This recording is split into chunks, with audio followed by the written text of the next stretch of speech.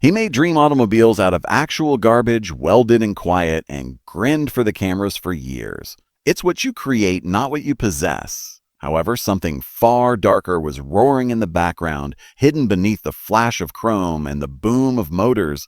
Chad Hiltz, popularly known as Bad Chad, has finally acknowledged the one thing that fans have been speculating about for years at the age of 53. It has nothing to do with fame, money, or even the pressure of being in the spotlight. This is more intimate and profound. And it has left fans angry and devastated. In an unvarnished moment of candor, he said something no one had anticipated. "I have to keep this a secret. But why and what are you hiding? Why would a man who is so fearless and unabashedly raw choose to hide something for decades?"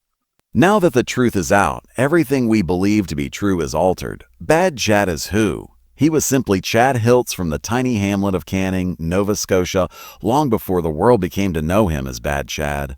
Just a young person with lofty goals and just enough money to get by. No fancy gadgets, no silver spoon. But his perseverance, foresight, and almost compulsive need to create something out of nothing more than made up for his lack of wealth. He had a difficult childhood.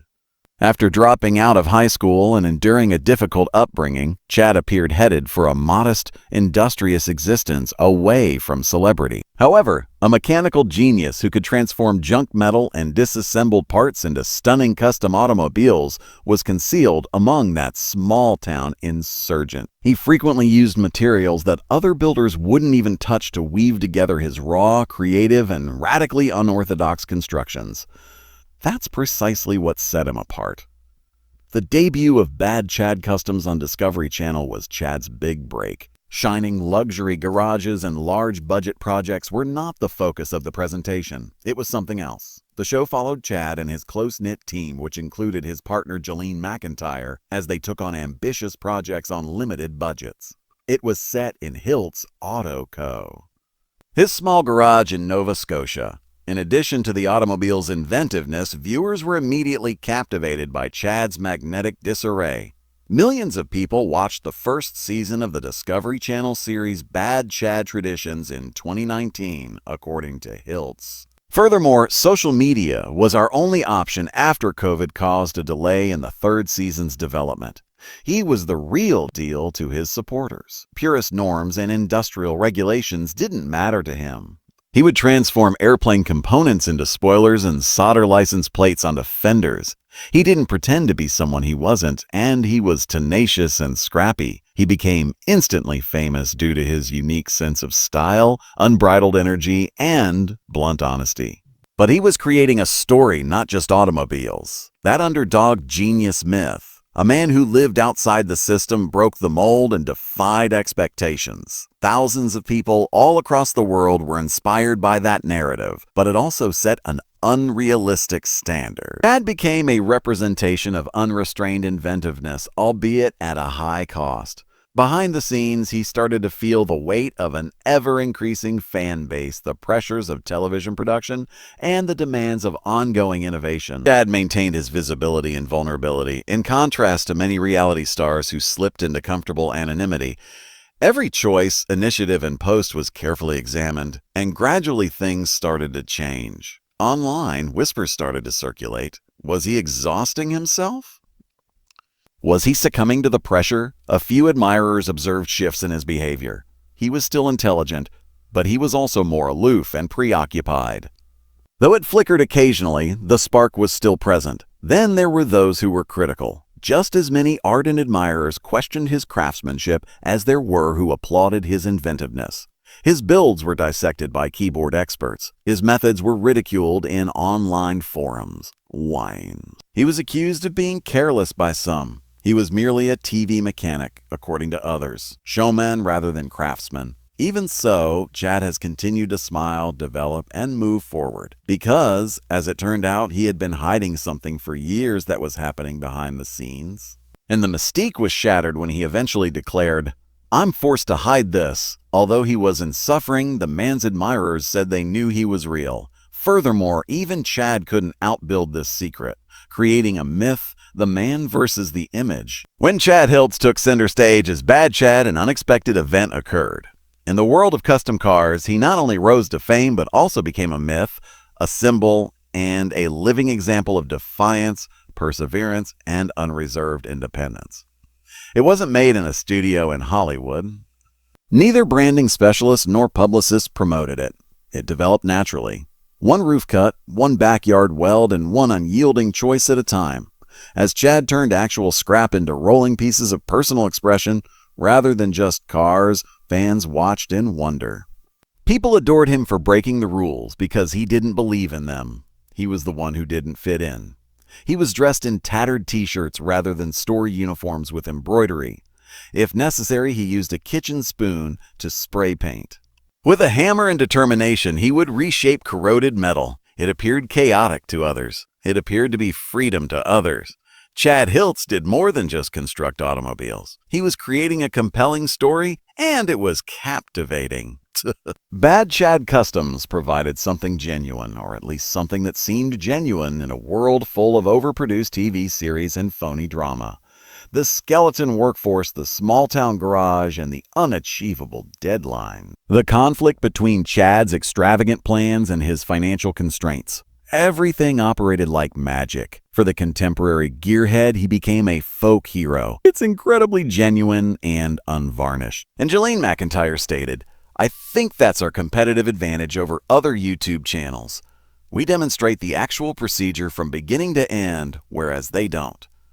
The issue with folk heroes, however, is this. They are not wanted to change. Chad's legend expanded along with his fame. Supporters started projecting their own values onto him. The self-made man, the savant of the working class, the brilliant outsider who overcame adversity without giving up.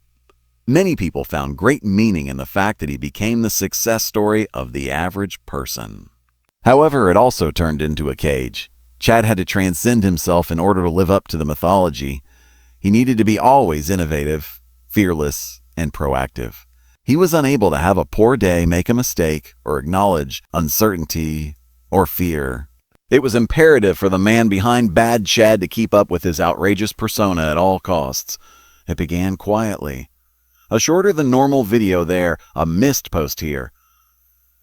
Chad would dismiss fans' inquiries about whether something was amiss with a shrug or a jest.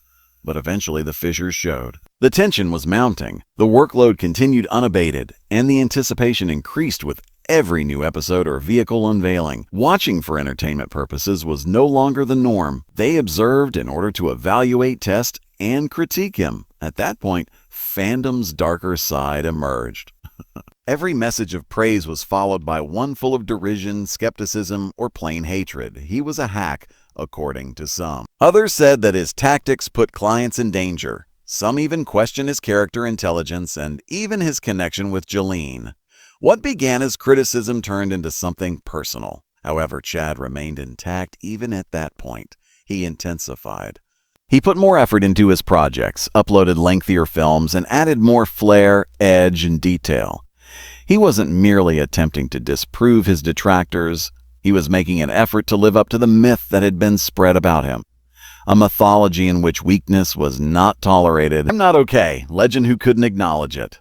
The toll behind the camera was getting intolerable. Chad was emotionally, physically, and psychologically spent, but the act had to continue on TV. He mastered compartmentalization, learned to chuckle while quietly unwinding, and learned to smile under pressure. For what would happen if he was honest? If fans saw the true Chad, the one who worried, became overwhelmed, and occasionally felt like giving up, what would they say? He thought he knew the answer already. They would be let down. They would betray him. They would give up on the myth. Thus, he concealed it. He concealed his restless nights, his worry before filming, his guilt about not answering every fan message, his fear of disappointing people, and his rage when hate mail, letters, and emails full of nastiness, insults, and even threats arrived in his inbox. Some came from people who used to call themselves fans, while others were from strangers who just didn't get it. But since Bad Chad didn't mention anything, nobody noticed. He erected a wall between himself and the outside world instead. A wall of self-assurance, irony, and unrelenting effort. And he believed he could make it through as long as the building continued and the mystique persisted. The man was cracking inside, though. The myth and the man, the dual life, could no longer be sustained. He couldn't continue to act as though nothing was wrong. He couldn't continue to affirm the picture while rejecting his own mental health. And finally, it got to be too much. Something changed at 53. It might have been age. Burnout might have been the cause. Perhaps it had finally reached a point where the agony of faking outweighed the terror of being honest. For whatever reason, Chad eventually came out of hiding. Cracks start to appear. Chad was able to maintain the illusion for some time.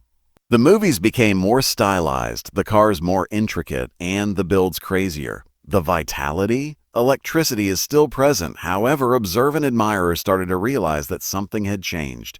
The initial indications were faint. Chad appeared more agitated in certain Bad Chad Customs episodes. Mid-project, he would lose it. He appeared to have heavier eyes. Though less impromptu, the once frequent lively banter with his partner Jolene was still present. He stopped posting frequently on social media. Additionally, he frequently alluded to fatigue, hardship, or nebulous emotional exhaustion in his captions when he did post. Fans initially dismissed it as the typical 8-piece and downs. All artists ultimately burn out, don't they? However, worry eventually turned into conjecture. Was Chad all right? Was he finally succumbing to the demands of managing a program, a business, and remaining current? Then the criticisms surfaced. Online discussion boards, especially Reddit and specialized car-building communities, began dissecting everything, including his management style and welding method. His constructions were deemed dangerous by some. His lack of formal training was ridiculed by others. One user commented that bad conversation is more of a sculptor than a mechanic. Although it looks cool, I wouldn't drive it. The most scathing critics weren't limited to his work. Wow. They took it personally. They made fun of his ego, his disposition, and his connection. There were rumors of drama occurring behind the scenes.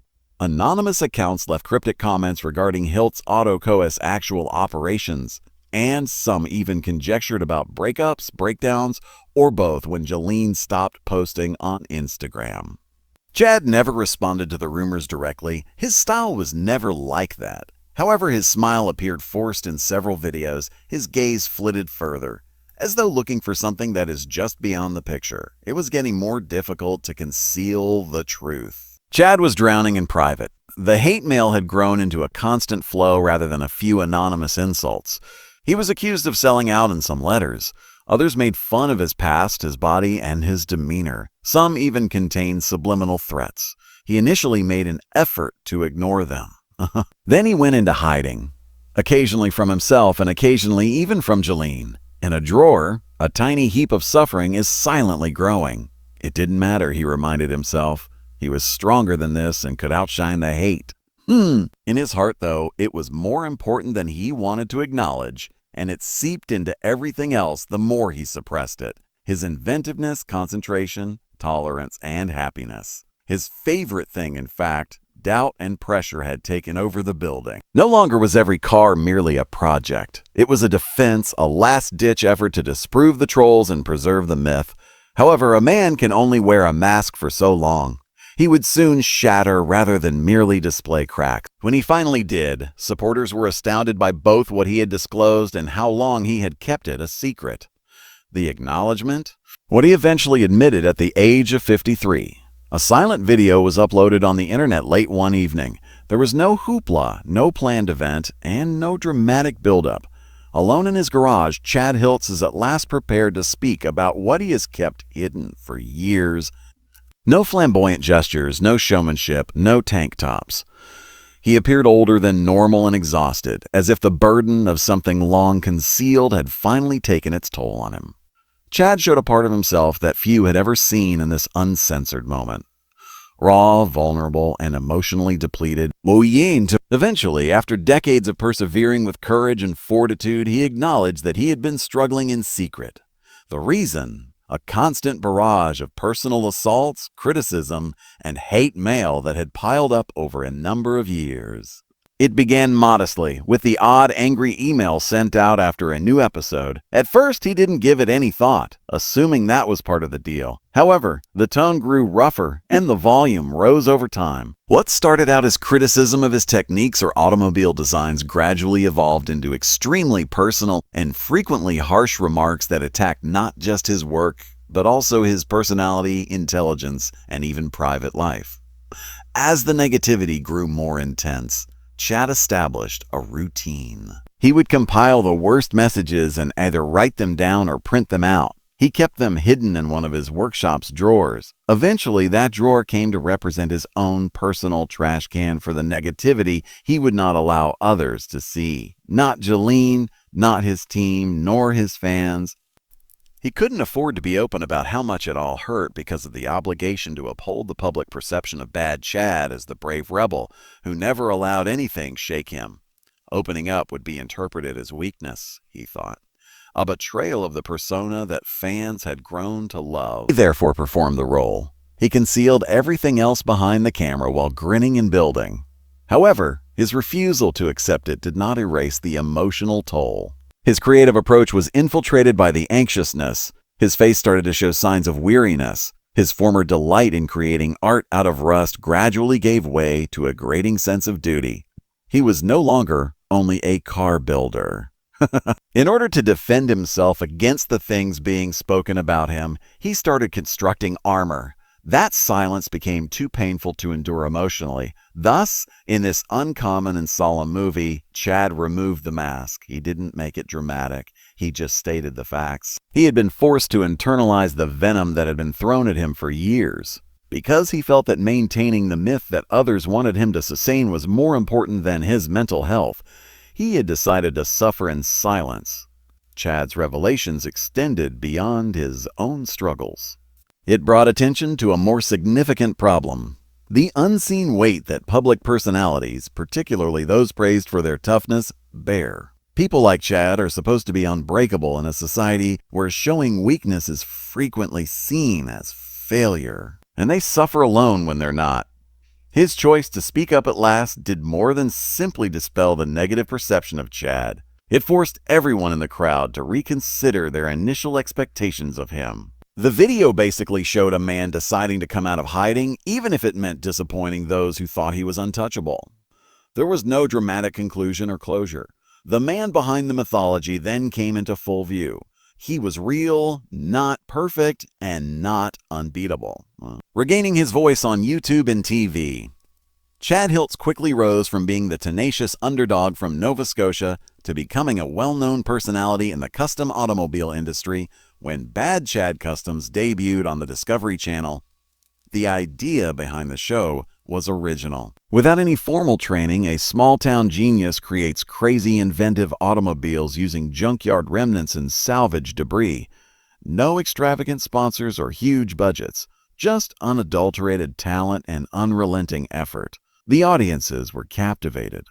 In contrast to the highly polished formulaic auto shows that are currently all over television, Chad's unique voice, mad scientist inventiveness, and rebellious approach to car building was a welcome change of pace. They possessed spirit even though their builds weren't necessarily attractive in the traditional sense. Chad did the same. He was adored by the audience because he was genuine, not because he was flawless. Bad Chad traditions soon earned a devoted following, broadcasting in several nations and emerging as one of Discovery's most notable unscripted shows. However, something else was...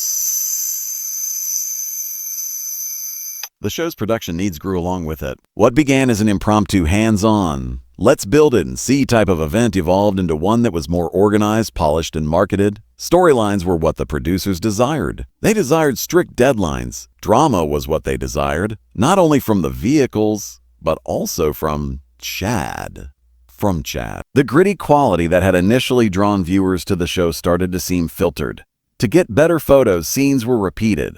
To improve audio clarity, conversations were re-recorded. Chad began to lose the freedom that had shaped who he was.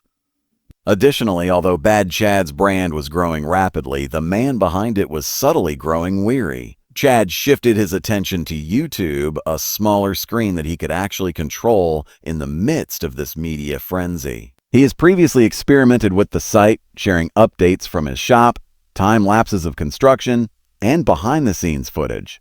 However, it suddenly became a real option, a means of removing oneself from the spotlight and going back to something more intimate, unvarnished, and uniquely him. YouTube didn't require any rights, approvals, or editing notes from foreign producers, unlike television. Without the use of filters or intermediaries, Chad could record a video in the morning, post it that afternoon, and communicate with his audience immediately. It resonated, McIntyre recalled, like the stars aligned in terms of the timing of everything. Despite the delays or cancellations of new TV seasons, his subscriber count started to rise gradually. In search of a bad Chad that felt more like a genuine person and less like a fictional character, viewers started switching from cable to his channel. It was reflected in the remarks. More connection, less criticism. No longer were people merely keeping an eye out for the autos. They were keeping an eye out for him. Chad discovered a place to be exposed on YouTube. He made his argument without the need of spectacular camera angles or musical cues. He might discuss pressure, exhaustion, and the true meaning of building when the cameras are off and the payments are due.